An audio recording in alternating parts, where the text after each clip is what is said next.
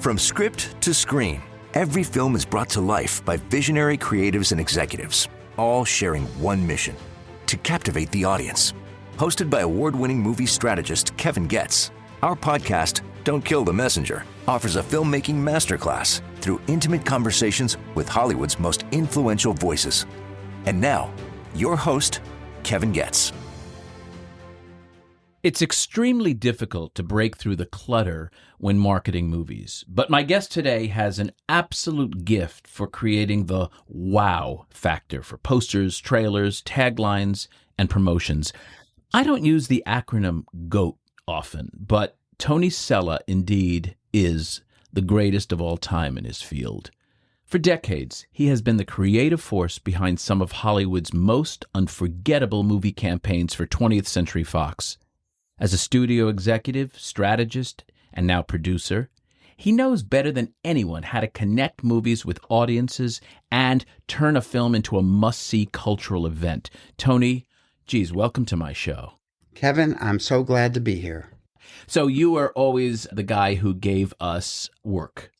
And I was always so appreciative that you were a fan of the companies I worked at, but also of me personally. Personally, you. I got a lot out of it. I think that's the thing I like the most because numbers are numbers, but the insight you can get from those live interviews and the focus groups. We solved a lot of problems. Qualitative groups. Yeah. It's one thing to have the vendor tell you what you need to do. It's a romantic comedy. It needs more comedy or needs more romance. Like, what are you going to do with that information? It's another thing for you to hear the people say what they're saying and then you solve it. And the most important part is, to me, research is as good as the questions you ask. Thank you. And I agree with that. I want to go even a step before that. Research is only as good as the people that you're interviewing. So if you have shitty sample, you're going to have shitty results. Often that's the case. I want to mention some movies that you've been involved with. Hold on, listeners. A little movie we'll start with called Avatar, X-Men, Wolverine, Fantastic Four, Planet of the Apes, Alien, Night at the Museum, Maze Runner, Life of Pi, The Simpsons movie, Mr. and Mrs. Smith, Independence Day, The Day After Tomorrow, There's Something About Mary, Walk the Line, and Bohemian Rhapsody. And that is just a smattering. Tony, I don't know, seriously, I'm so in awe of you. I always referred to you as a raw nerve of creative talent. I also said you couldn't manage yourself out of a paper bag. That's true. Tell me how what I just read to you washes over you. It sounds really cool, but I had the greatest job in the world, and I love movies, and I love doing it. And out of 980 movies, there's a lot more. 980, you counted? Yes. That's extraordinary. And I have to say, without exaggeration, I've probably worked in some form or fashion on 950 of them. I was at Disney with you 38 or 9 years ago. Exactly. And then we did all the Fox stuff. Yeah. I mean, either it was a screening or an ad test or a focus group or even tracking, whatever it was. So it's extraordinary that you and I have been in the weeds together. But I want to go back to your creative process. I always said to you, I'd like you to leave your brain to science because you have this incredible ability to find the essence, find the secret sauce. The essential idea, they call it. The essential idea is the ability to process information and extract an emotional, relatable story that enhances and magnifies the idea. Okay, you see a movie, Avatar. What's your first step from a creative standpoint? No one has seen it. Nobody. In fact, I'll go on a limb and say, literally the head of the studio hasn't seen it because you're creating something maybe even a year out or 6 months out, certainly. An Avatar was farther out than that. It happens like this. You get a call from John Landau. God rest his soul, beautiful guy. May he rest in peace. Met him on Dick Tracy and Honey, I Shrunk the Kids. And you get a call and he says, we're having a screening today at Jim's house in Malibu. Jim Cameron. Yeah. And come on over, show you what we got. And this is the true story. I mean, it was an assembly. It had some kind of finished storyboard, some live action, whatever. And at the beginning and the end of it, I had tears in my eyes. It was like totally amazing, and it already worked for me as a story. What are you going through in terms of how am I going to sell this thing? I mean, they're blue creatures, and we know that was a problem out of the gate, right? That there were these kind of odd-looking figures that could have gone a different way, right? Yeah, out of context. What happens to your mind when you see a movie and now you're going to translate that into a trailer? It has to be a relatable story. Here's the core value. A broken guy, an ex-warrior, looking for a second chance.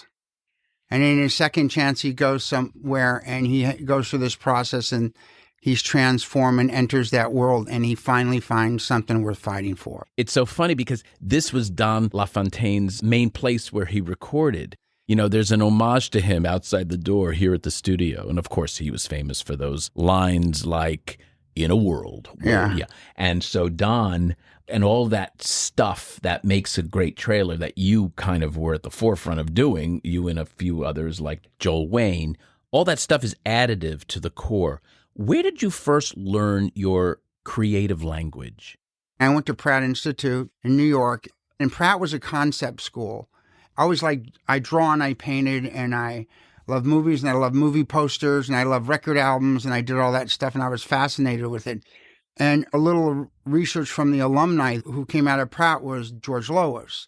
It was like the father of modern advertising, did the Esquire covers, all high concept stuff. He could tell a story in a single frame. Muhammad Ali with the arrows. Wow.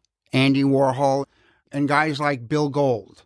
Bill Gold did every great movie poster. They were ad guys. Lois was an ad guy. Bill Gold was an ad guy. Joel Wayne was an ad guy. Tony Sella was an ad guy. So their approach was always what was the concept. Who else? Stephen Frankfurt, Bill Gold, Peter Bemis. We all went to Pratt. We were Pratties. Oh. Big influence was a guy called George Klauber, who was an art director and a designer, did a lot of famous stuff.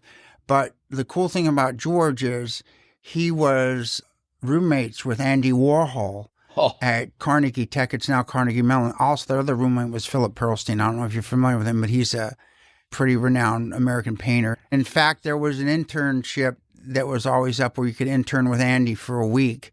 All that stuff. It was about hijacking popular culture. And when you create a piece, whoever it's for, you have to speak to them in their language.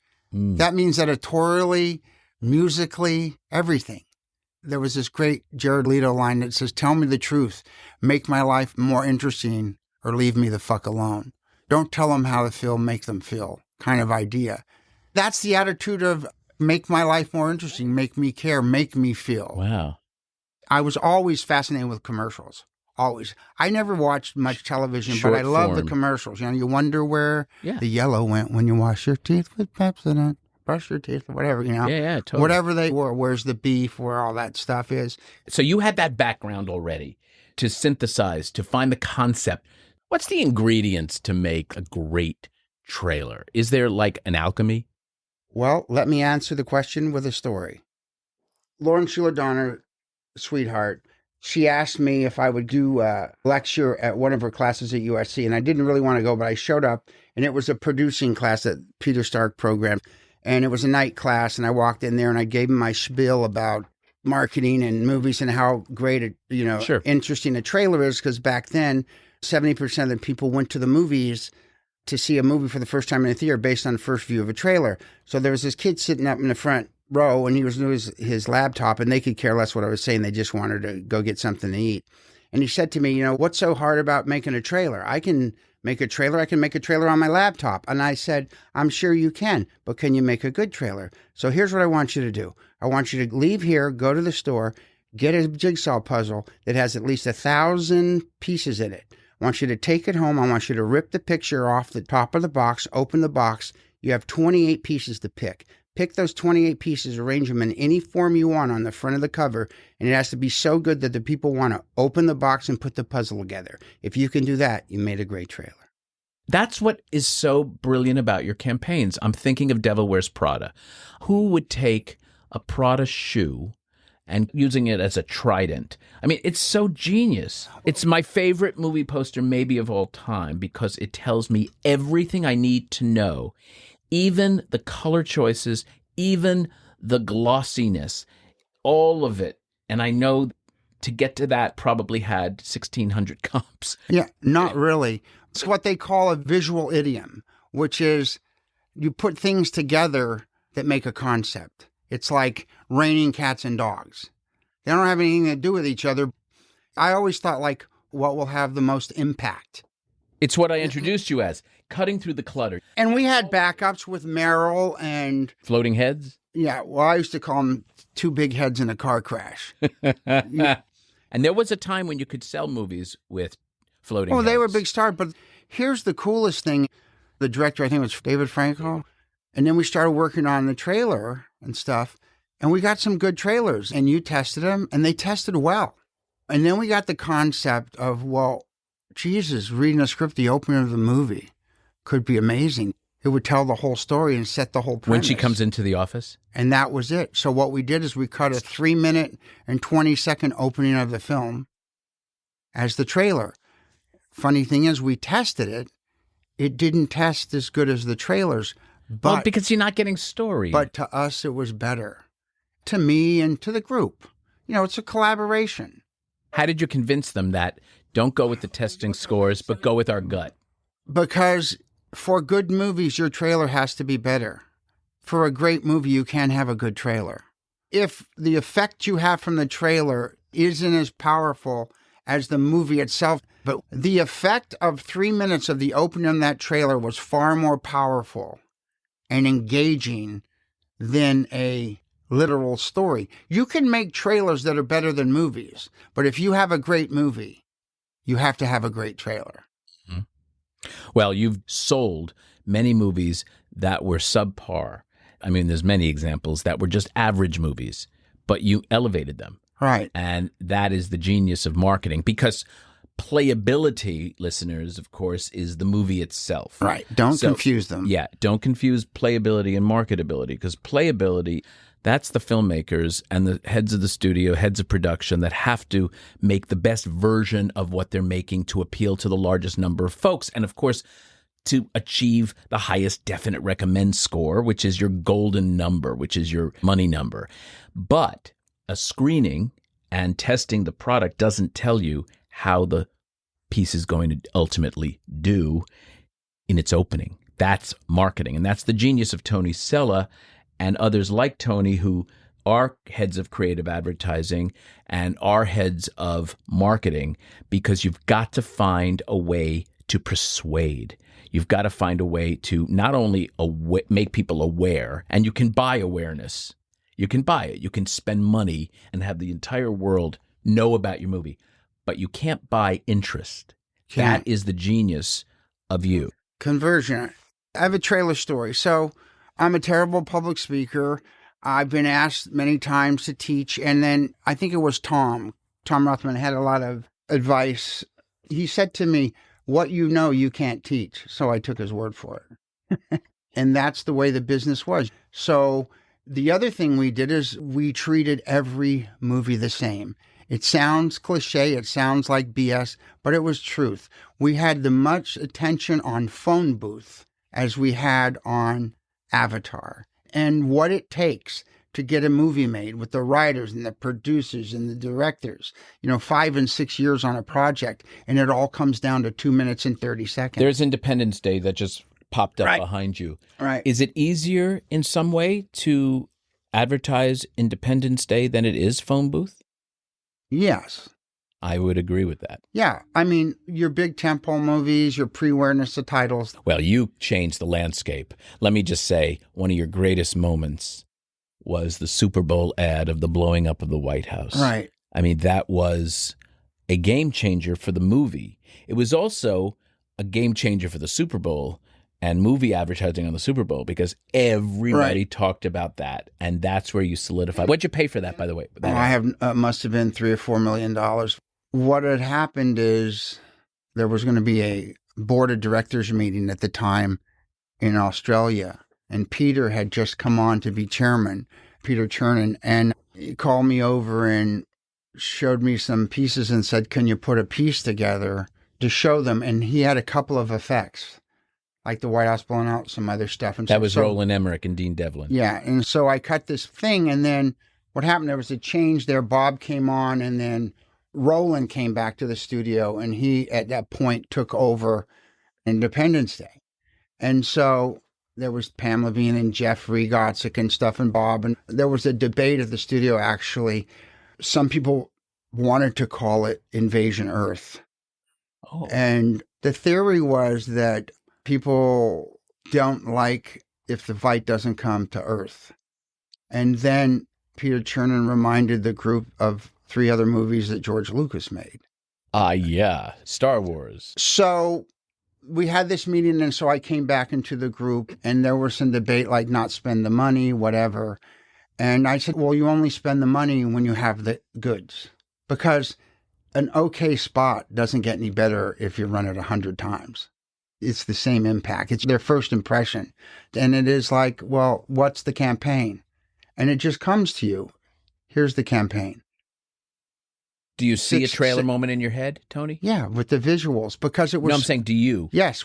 Roland's a great visual director. His stuff comes tailor-made for trailers and stuff. But the big thing about it was you could hijack the event, the Super Bowl, you have the White House, and I had built the campaign back to enjoy Valentine's Day. It may be your last. Oh. Enjoy President's Day. It may be your last. Whatever it was. Whatever came before. Oh, I love that. Enjoy the Super Bowl. It may be your last. And then a couple of great things were done. We did an integration with Apple that was amazing, a 30-second spot. To me, that was the essence of it. Enjoy the Super Bowl. It may be your last. Did you know you were going to get the praise, the impact when that appeared on the Super Bowl? That it was going to create that kind of buzz? Yeah, I thought it would personally, but it was a whole team effort. Incredible. And Roland Emmerich is an ad guy. Give me a movie that you worked on that you're really proud of because it shouldn't have opened to as well as it did. Well, there's 2 kinds of those movies. The movie I'm super proud of will always be Avatar, right? Because it's number 1. Still the highest grossing movie of all time. Is that correct? Yeah, but your ego is not your amigo in this business. Your ego is not your amigo. Nope. So one of the ones I'm most proud of is Life of Pi. For a lot of reasons. They said it was a movie that couldn't be filmed, and they said it was definitely a movie that couldn't be marketed. And it ended up doing a $450, whatever it did, and he won the Academy Award. And that was a very intense, like, research kind of you thing. You put your ass on the line for that one. Yeah, huh? Both for the film, to making the film, and Elizabeth did an amazing job from what the first cut was till where it ended up. We were testing a movie with no tiger. It was a CGI tiger, right? And it still scored well. That was a movie about taking this journey to a place that you've never been before. It wasn't the story of a boy lost on a boat. And it had the right visuals to tell a certain story. There's another movie that you worked on the other side of that, Taken. Oh, Taken. This is the Taken story. Yeah. You get a call. We're going to watch a movie down in the Z Room for Daryl Zanuck, and we're going to screen what they call the negative pickup, right? We had money and we had a production deal, and it was with Luc Besson's company, and they had done business with them before. And so we went down there to watch it, and it was long, and it was super violent. But cool. But it was cool. It was a great thing. But when I saw him say, I have a particular skill, it wrote itself. You took that line and said, that's my campaign? That's my campaign. And then we repeated it in the poster. It's a silhouette graphic, but reemphasizing that. And the whole concept was this, like, you got it. Like, how much trouble would you be in if you kidnapped James Bond's daughter? You'd be in a lot of trouble. So Luke had called me and said, well, what'd you think? I said, really good. But to tell you the truth, it was sort of ultra-violent in certain places and whatever. Yeah, but it was a great revenge picture. Yeah, I know. And what happened was we weren't going to release it. I remember this, yeah. And it went on forever. And in the meantime, I cut the trailers, and they were some of the best trailers in the history of Fox. And remember, there were so many rip-offs since then. People have to remember this was the first time that movie, and Liam was like a revelation doing it because he's not your typical action star by any stretch. And Liam at the time, he was pretty cold. He hadn't made a movie in a while, and this really reinvigorated his career. Right. And for us, the movie was inexpensive. And there were how many others after that? I don't know, 5, That's 6, what I 7. mean. I think they've done. It's incredible. They've done at least $1 billion, I think. But here's the interesting thing. So there was a discussion. We're not releasing it. Go to video. And we kept fighting for it. And finally, we said we needed a date. And so I think it was okay, you want a date for a male action picture? Super Bowl weekend. And we had a limited amount to spend. And we said, okay, we'll do it. You lose Sunday. It opened to $25 million. Unbelievable. It changed precedent. And that happened with Pretty Woman. You were at Disney then, right? Yeah. And that was Bob Levin. And that was a January release. And it was, you can never release a movie in January. How can you do that? It's suicide. And of course it did so well.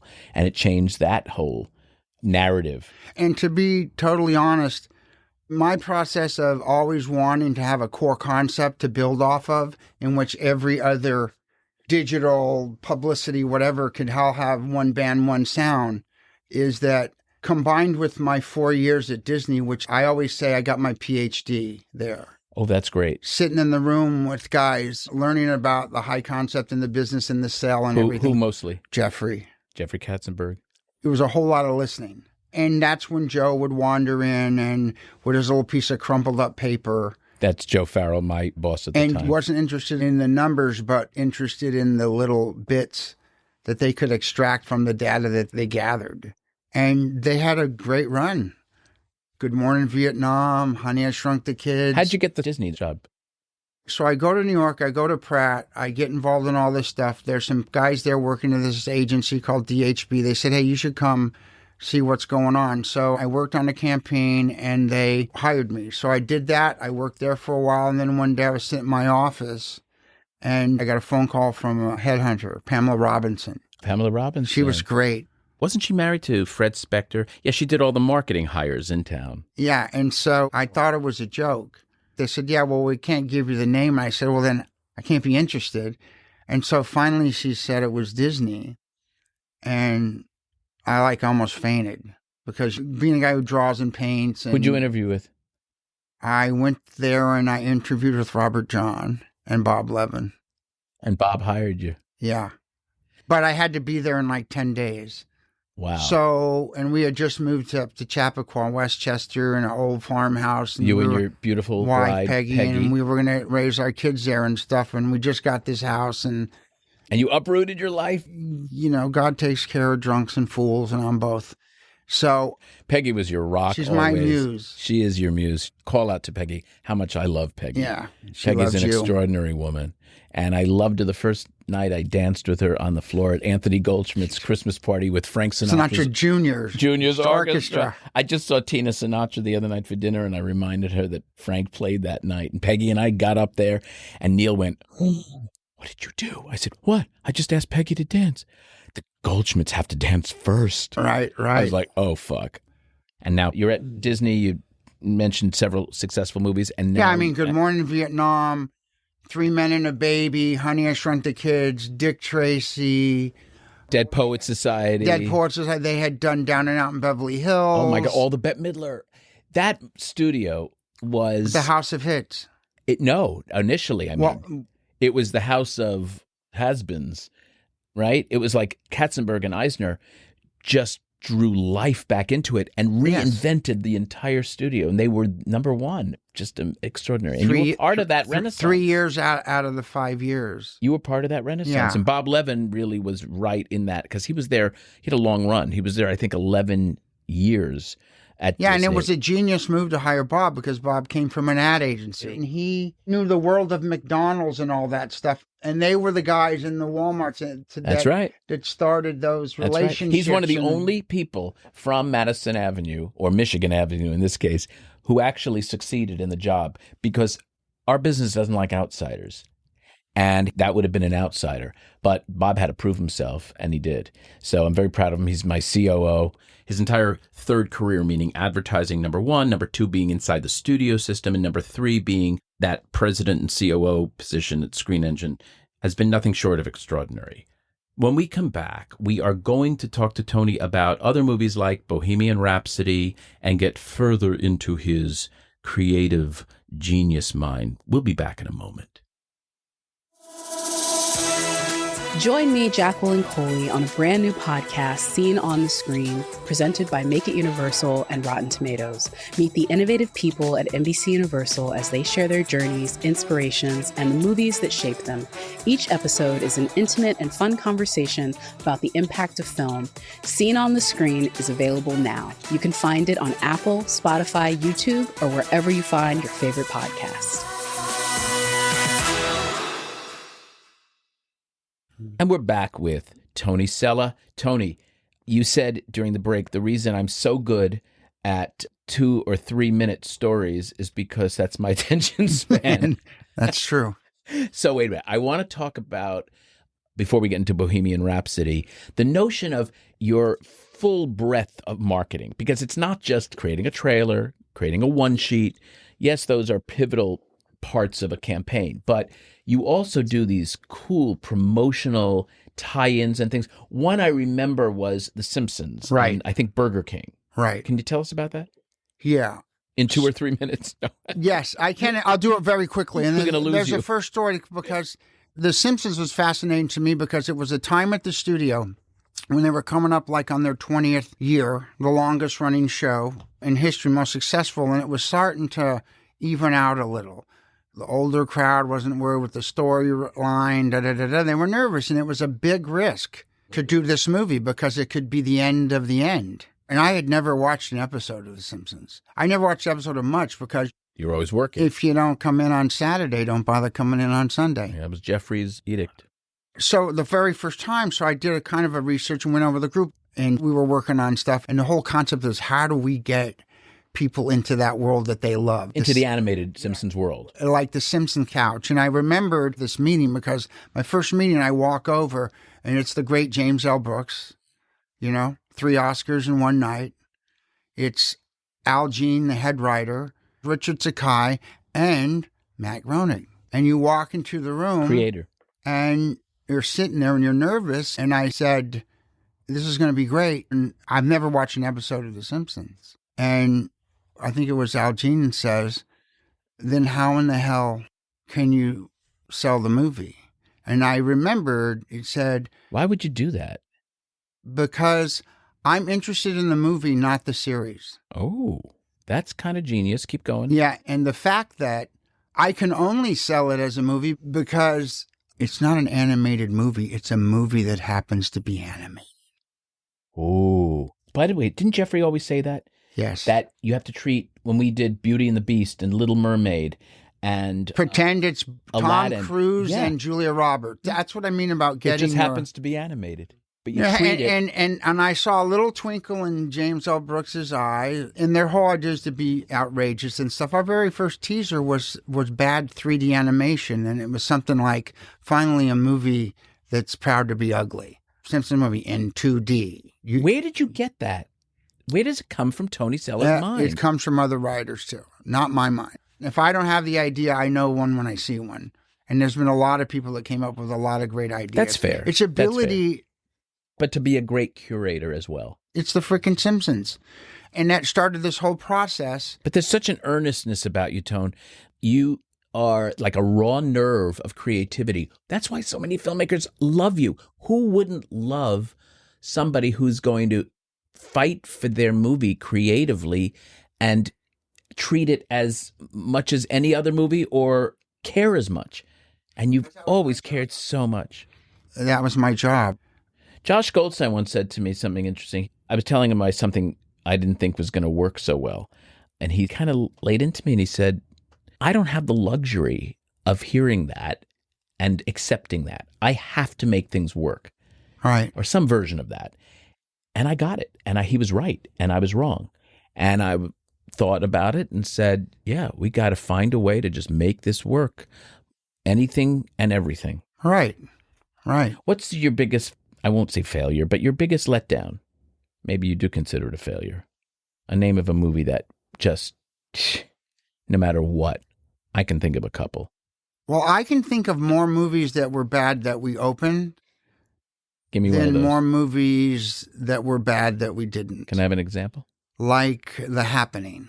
M. Night Shyamalan? Yeah, and that was with Mark Wahlberg, and that was a classic collaboration between the research and especially the focus groups on that, because we cut a lot of commercials, and it was a very kind of austere film, and it had like maybe 7 strange scenes, like the guys hanging from trees, and all this other kind of stuff, and we'd cut all this stuff and it wasn't working. And then you asked them, what do you think Sixth Sense was rated? Do you remember this? I do. And they all said R. And you said, no, it was PG-13. And you said, what if I told you this was M. Night Shyamalan's first R-rated film? And all the hands went up. And the campaign became the first R-rated film from M. Night Shyamalan. And we cheated a little, made the R's kind of big. And he's wonderful to work with because he's very collaborative, isn't he? Yeah, he's very collaborative. He's very smart. I mean, that opened to like 34 or whatever. How much did you have to do with, say, 12 Years a Slave? Did you have anything to do with those? Those were all done by Searchlight? Yeah. Peter Rice. And they did a really great job as well. Because they knew who their audience were. Exactly. Let's go to Bohemian Rhapsody. Okay. So tell me about Bo Rap.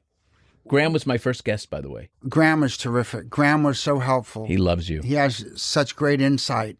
And he's like a real producer. A real old-time real producer. Just is the driving creative force and everything else. And he shows up every day and truly has a voice. And he doesn't quit till it's perfect.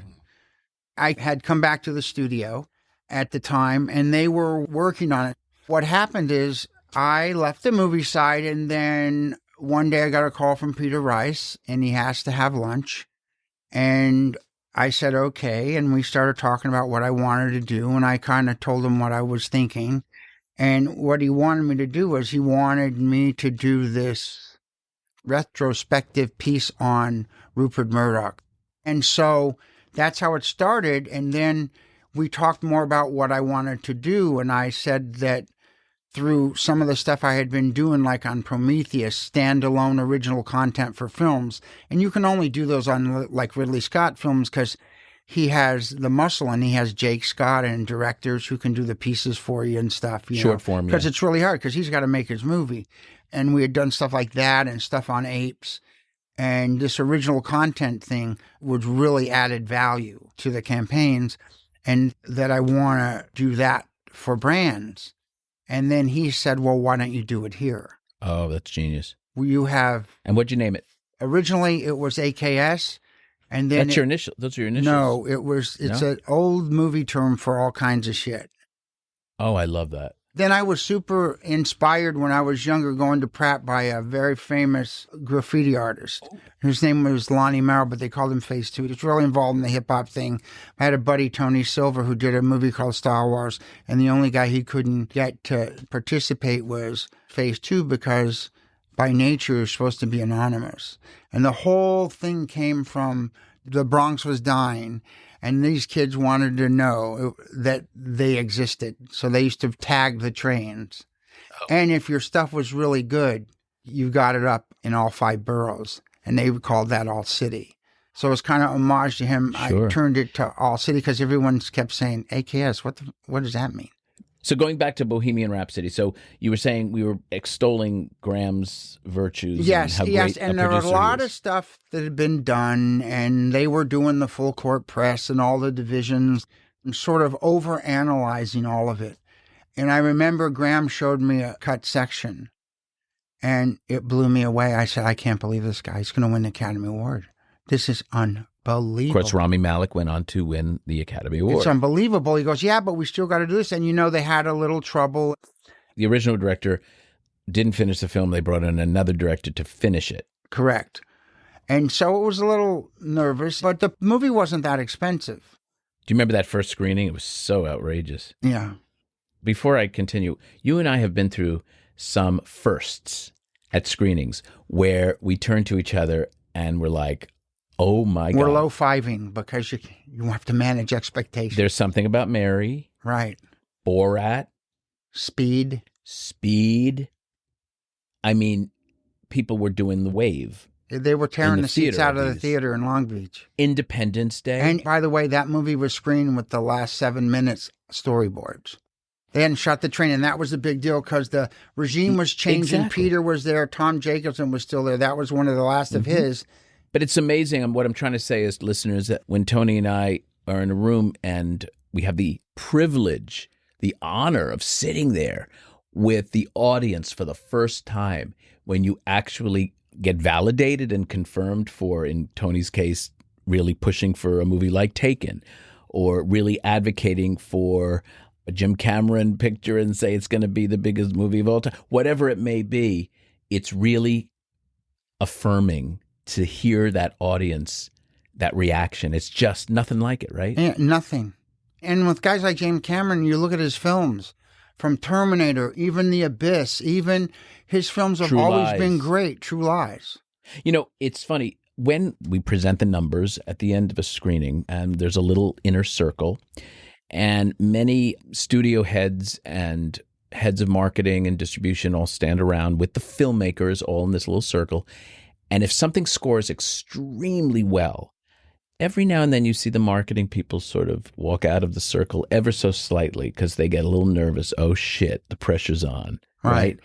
Tony steps in further to the circle because he gets energized and rejuvenated and his mind is going nuts. I always admired that about you. And there's tidbits of information because these are all very talented people with, insight is the best vision. 100%. Oh, so how did you approach the Bo Rap campaign? So when I got there and you do your research, they tested a bunch of trailers and, it was perceived as... You mean you weren't there yet? They had started on the campaign before I got there. Got it. There were a bunch of stuff laying around and a bunch of trailers, none of it testing. And then I sort of always say, if you want to participate, you have to do your homework. You have to know what the problem is, where you've been, what's been done, and kind of assess the situation. And face value, like Queen, they're like 37th on the list of records sold. Of like all-time artists? Yeah. So, I'm thinking, so maybe it's a niche place, maybe it's a whatever place. So this isn't a concert film. This isn't one of those things. And I had learned a lot on Walk the Line, where we did stuff like, wait a minute, it's Johnny Cash. That's why we hired Shepard Fairey to do the poster, so it would be interesting and cool. And also, I didn't want to go out with a shot of Joaquin, because the first thing people say is, that doesn't look like Johnny Cash. So you turn his back, his iconic over-the-back guitar, and you commandeer pop culture, and you have Shepard Fairey do it. And oh, by the way, Shepard did it because he was a big fan of Johnny Cash. And also, the digital people came up with it. We did research, and I was looking at this thing, and I said, do you guys know that there's like 50 of the biggest music stars in the world that list in their top 5 influences Johnny Cash? From Ozzy Osbourne to Eric Clapton. Sure. So what happened was, back to the essential idea, right? The only thing more incredible than their music was his story. Wow. And then we came up with the line, "Fearless lives forever." Ooh. Because if you saw the film, and then going through all the thing of photographs of this and that, we came across this headshot, and it was funny. It was Comp 2, and it was this crop beautiful thing, and he looked just like Freddie, and like we bathed it in violet, because to me, violet's like a 80s, 90s, 2000, 220 color. See the genius. You just sort of you know suck. what I mean? And then this? we got to real work and realized that the audience, you had to have them want to know more about Freddie. Most people thought they knew everything there was. I barely knew anything about him, and you got me so like wanting to learn more because you heard his name a lot, but you really didn't know much about him. And the fact that, with the director thing, it could have gone a different way. Yeah, and so we had Queen to deal with themselves because they had approval on a lot of stuff. And that's a whole nother thing you have to deal with. And they're all smart guys. They have like PhDs in physics and stuff. So, you know what I mean? Wow. Anyway, so, and the movie ends up doing close to $1 billion. $1 billion. At the time, Deadpool smashed it all. I think Logan may have, but it was the highest grossing R-rated film. And it was one of the highest grossing music. Yeah, it was made for a real price. But what we did is we realized that also how they made their songs, and they had scenes in there were interesting, like how they come up with dun-dun-dun-dun, you know what I mean? The different songs. So we put a kind of a mashup together. It was technically a mashup teaser. Nothing was testing, and it didn't test. And we got all kinds of things back like, well, you should show this, and you should show that, and you should show this. And it was pretty interesting. And so we made this freaking teaser, and we said, this is great. And we mashed up all the songs, 4 or 5 songs. And they're like, you can't do that, the Queen songs. Queen's going to they're going to reject this. I hear you. You're like, I listen to research to a point, and then I've got to trust my gut. Trust your gut. If there's only 2 things, it's a pass or fail business. Either 10 people in the room stand up and say, that's the greatest fucking thing I've ever seen, or they don't say anything. Oh. You know what I mean? I do. And so we made the decision. Deadpool, I guess it was Deadpool 2 by then. We attached it to Deadpool, and everyone was like, oh my God, Freddie, and you're going to have that like almost kiss in the trailer, and they're going to like laugh. It's a big mistake. Well, it went up with Deadpool and had 88 million downloads in 24 hours. Wow. And the rest is history. I have some Tony Sella-isms I want to end with, but I want to read a few of these and just sort of see how they wash over you. Going back full circle here. Creativity is the ability to process information and extract an emotional, relatable idea or story. Love that. The next one is, all the tools in the world are meaningless without the essential idea or narrative. The essential idea should have an emotional connection to your audience. Very important. Present an experience that needs to be shared together, an event with theatrical urgency. Let's unpack some of that. Wow. That's it. It's it. It speaks for itself. I was looking over a question, and it said something about how things change. And if you have some time, I want you to go look up the articles on Jaws, how things have changed.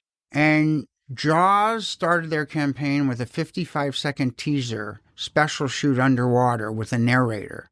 And a great line, something like, it hunts, it does this, it does this, it does that. It's like God created a devil and gave it jaws. And it cuts to her swimming above the water. And then the second trailer and the build, the first movie to run TV advertising was Jaws. And it's the same playbook as Batman and as... What do you mean when you say media is as important as the message? It is, because you have to have the right message to the right people. You have to speak to the people in their language. So if you put your best advertising sent to the wrong folks, it's all for naught. Yeah. You can run 10, 15-second spots in a program. You can shake it up.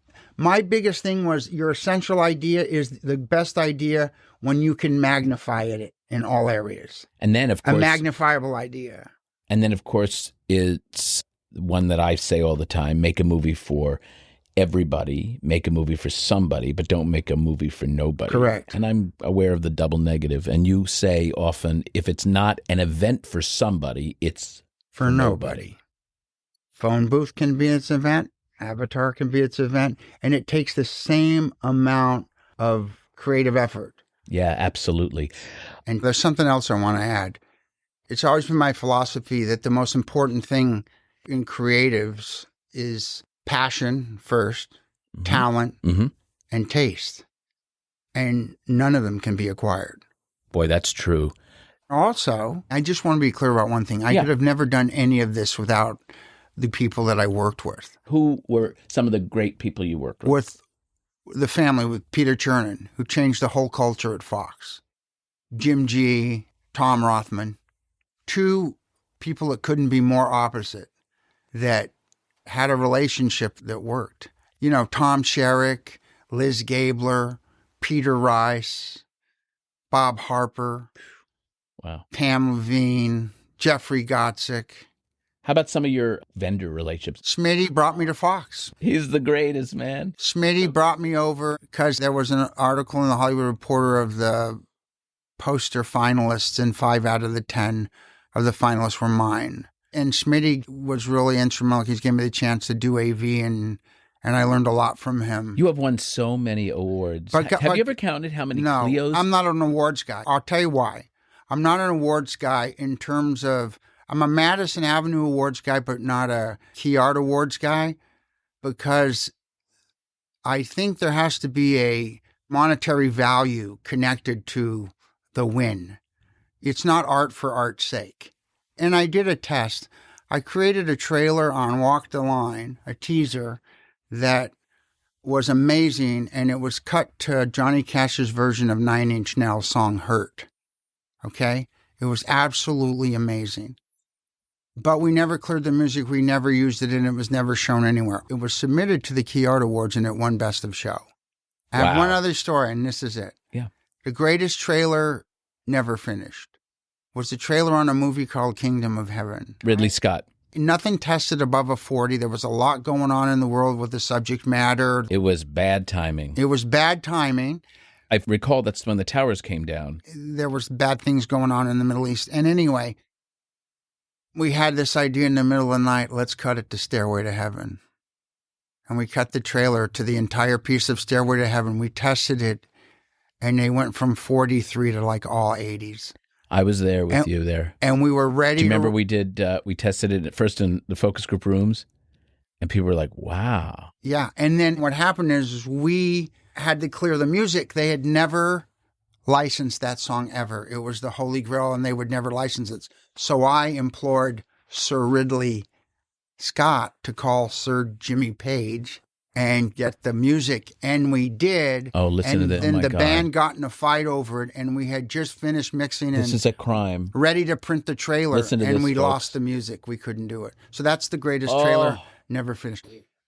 I mean, to get a 40-point jump and then to be disappointed, have the rug pulled out because you couldn't get the clearance. My God, Tony, I remember that. What a heartbreak. Yeah. And the magic of the business are these editors.